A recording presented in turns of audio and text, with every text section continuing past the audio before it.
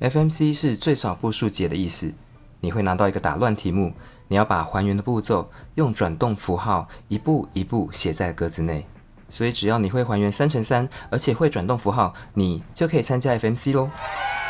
那么顾名思义 ，FMC 是比赛用最少的步数把方块还原，而你有1个小时可以尝试，不限 C-FA、乔氏还是其他的，解得出来都可以，也不需要手速，只要发挥创意，写出还原步骤就好，所以更像是动脑解谜游戏。如果你从来没有玩过 FMC， 但开始感兴趣的话，那这部影片就是给你的咯。接下来我会用实际例子讲一些入门的要点，让我们一起搭乘 FMC 的列车吧。首先你需要一个打乱，你可以去 CS-Timer 网站选3×3最少步数解，或是任何计时器的3×3打乱也可以。这个是我选到的题目。第一个要做的是把方块白在上，绿在前，照着题目打乱。打乱好了以后呢，不要急着换面。前半段我先教比较直觉但没有效率的方法，就是只要换面的时候呢，就写下换面符号。例如我只会白底的 CFOP， 当我这样把白色转下去的时候，这其实是 Z2， 所以我要写下 Z2。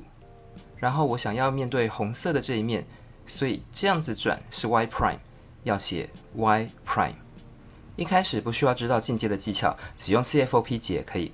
我先解白十字，那橘色十字在这边，所以 L 解好红色，然后 F2 D prime R prime D2， 这样子十字就解好了。所以我也要写这7个转动符号在7个格子内。题外话，换面符号 XYZ 不算步数，你要写出来，但目前步数只算5步。接下来解 F2L。FNC 和速解不一样的是，不需要注意指法，也可以换面慢慢观察。例如我想解绿橘这一对，我不需要用很绚丽不换面的手法，我们的目的是最少步，不是最快解出来。我可以转 Y 换到这一面，然后 R U2 R prime U R U prime R prime， 然后我想解红绿的 F2L， 所以 L U L prime 以后基本型 L prime U prime L 等等，有没有觉得哪里不对劲？没错，当 L prime 后面再接一个 L prime 的时候呢，这2步可以合并成一步，也就是 L2， 这样就少一步。如果你硬是分开写2个 L prime L prime 的话，会多算一步哦。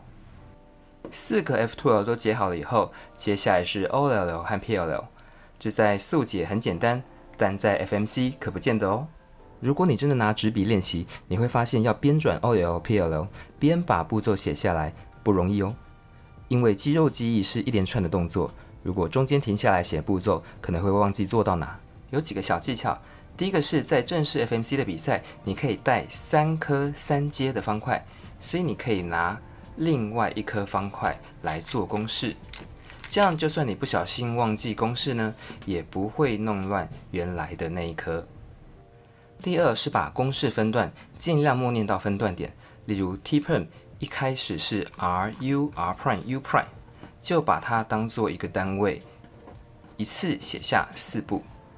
那如果忘记做到哪呢？可以把写下来的步骤逆转回去。第三，练习的时候利用跑位记忆，记得某一些边角是怎么移动的。那 RQCube 有许多跑位记忆的影片可以去参考哦。最后 OLL、PLL 都解完了，恭喜你，你已经完成 FMC 了。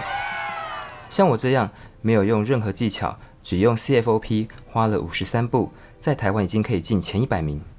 所以只要你会还原3×3，而且会转动符号，你就可以参加 FMC 咯。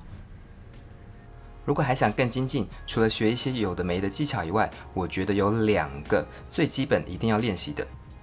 第一是不用换面符号，第二是 color neutral， 不拘泥于某个颜色。第一，不用换面符号是假装你没有换面，直接写出那一面颜色的转动符号。例如说前面我们解十字，本来做的是 Z2 Y prime， 然后转了 L，但实际上我们转 L 的是蓝色中心这一面。那蓝色面呢，在白上绿前的状况呢是 B 这一面。也就是说，同样的打乱做 Z2 Y prime L， 和我打乱后直接做 B 是一模一样的。你要写的符号是那一面在白上绿前打乱方位的转动符号，所以一开始的十字做法呢会等于这样子。你可以拿2颗方块来玩一下。这并不代表你不能换面哦，刚好相反，就是因为这样，你才可以自由换面，不用边观察边写 XYZ， 还担心忘记翻到哪。我可以把方块翻个100次，最后决定要转绿色这一面的时候呢，就写个 F2， 因为白上绿前，绿前是 F。这个技巧非常重要，会让解 FMC 容易许多。如果刚开始你觉得很难，我有影片教你怎么把颜色和符号联想在一起，一定要去看哦。不过一旦你决定这样操作，你的解法就不能出现任何的 XYZ 和转2层的符号，要不然这个秘技就会失效。第二 ，Color Neutral， 大家叫它6底，也可以说呢是不拘泥于某个特定的颜色。那前面的题目呢，原本我们白底花了5步做出十字，但如果用橘色当底的话呢，只要花3步就好。那甚至还有5步的 X cross。虽然不代表最后的解法一定比较少步，但不限定颜色呢，总是多了些选择。而在 FMC， 有选择总是好的。看到这里，希望你对 FMC 有了一些概念，甚至能够开始练习。当然，正式的 FMC 比赛有一些规则，还有其他的心法。说到这，如果你竟然没有看过1小时学盲解的 FMC 最少步数教学的影片，那么你一定要去看。他把规则和最重要的技巧浓缩在4分钟的影片，非常简洁。